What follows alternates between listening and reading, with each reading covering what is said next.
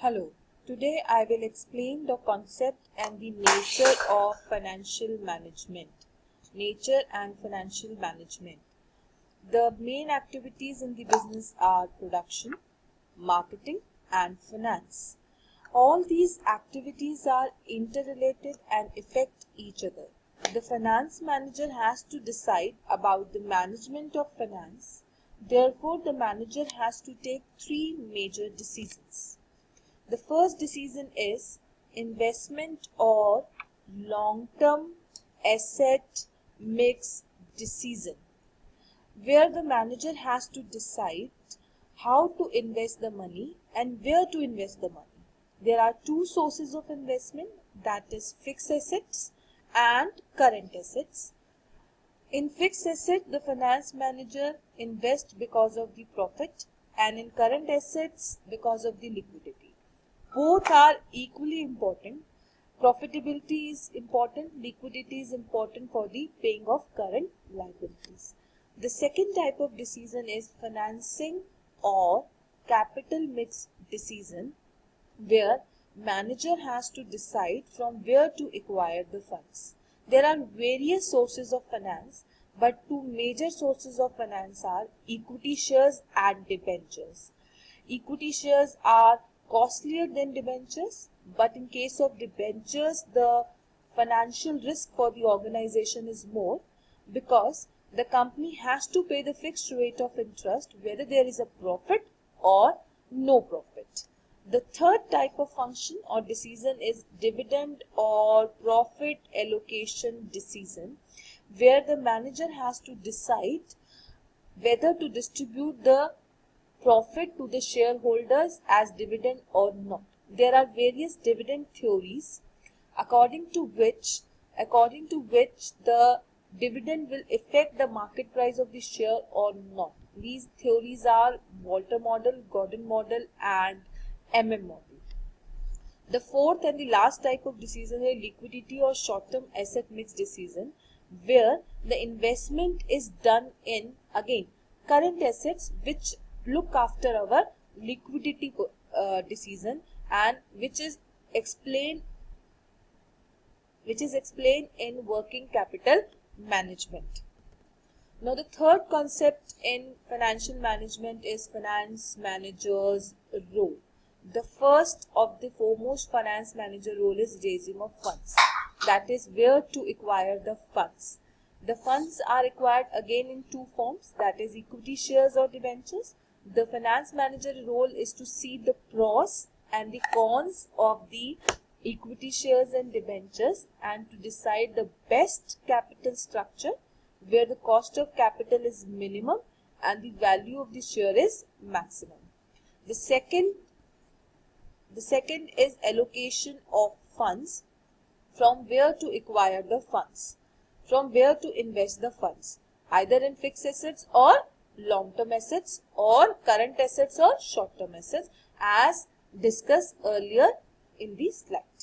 The third type of decision is profit planning, where the finance manager has to decide whether to distribute the profit as dividend or not. The fourth and the last is understanding the capital market.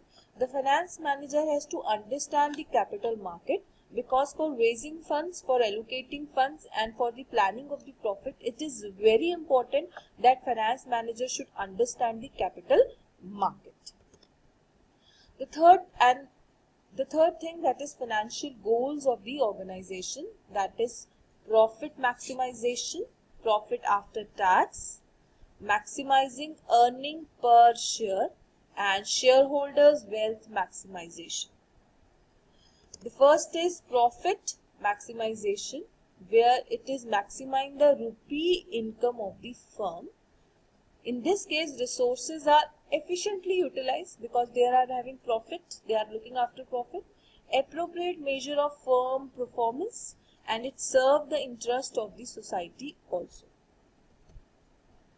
But there are some objections to the profit maximization. First of all, it is vague, that it is not clear at all. It ignores the timing of returns. It does not take into account the time value of the money, the future value of the money, and the present value of the money is same. It ignores the risk. The finance manager does not look into the risk, whether the risk is more, risk is less. They only concentrate on the returns. It assumes perfect competition.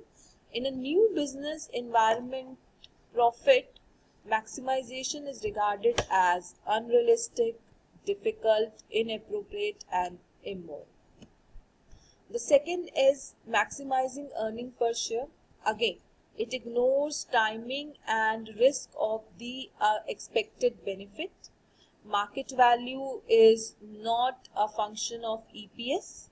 Hence, maximizing EPS will not result in highest price for company's shares. Maximizing EPS implies that the firm should make no dividend payment so long as funds can be invested at positive rate of return. Such policy may not always work. The third and the major objective of the financial management is shareholder wealth maximization. It is very, very important. It is very important objective because it looks after the shareholder and increases the market value of the firm shares. Again, it maximizes the net present value of a course of action to the shareholders, account for the timing and the risk of the expected benefits. Benefits are measured in terms of cash flows. Fundamental objective maximizes the market value of the firm's shares. The fourth concept in the financial management is risk-return trade-off. The greater the risk, the greater the expected return. But finance manager or financial decision should be taken into consideration the risk-return trade-off. There is a relationship between return and risk. Return is basically risk-free rate, which is on the government securities, and the risk premium. Risk-free rate is a compensation for time and risk premium is for risk. Therefore, the finance manager should see before making any decision what is the risk and what is the return. The last is managers versus shareholder goals. Company has various stakeholders such as employees, debt holders, consumers, suppliers, government and the society. Managers may perceive their role as reconciling the conflicting objective of the stakeholders. They should see that each stakeholder should be happy. Their personal goals should at the cost of the shareholder should not be pursued. They should play safe and should have satisfactory wealth for the shareholder than the maximum. Such a satisfying behavior of the manager will frustrate the objective of SWM as a normative guide. Therefore, there is always a conflict between managers and shareholders, but managers have only their perspective. They don't see the shareholder perspective, but the organization can successful only when they have both the goal in the organization, shareholder and manager. Thank you.